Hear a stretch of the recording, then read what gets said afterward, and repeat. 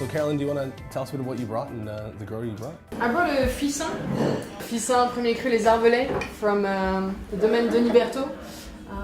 It's not out of the context. It says Denis Berthaut on the label, but it's made by Amélie Berthaut.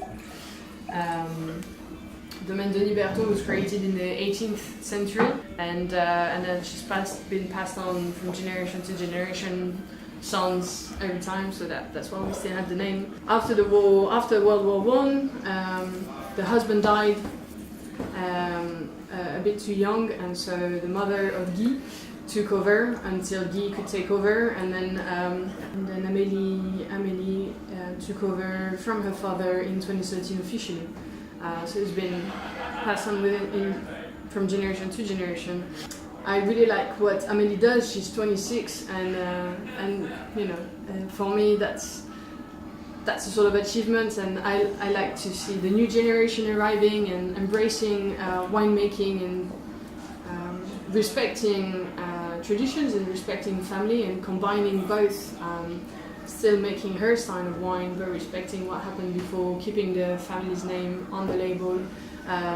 From 2015 it says Berthaut Gerbet, so that both her mother and father are represented throughout the name of the domain, which I think is brilliant, because that's what should be done.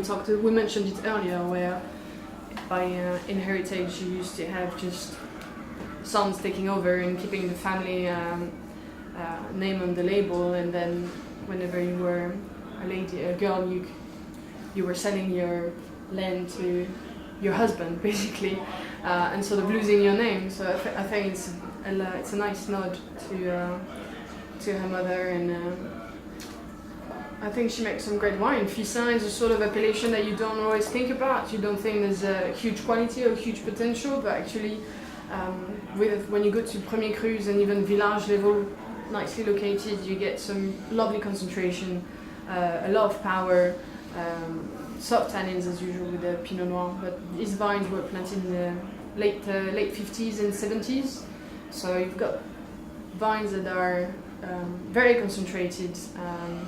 The berries are really teeny tiny, so it's quite a small production, and you need to know how to handle that. I think you need to learn how to.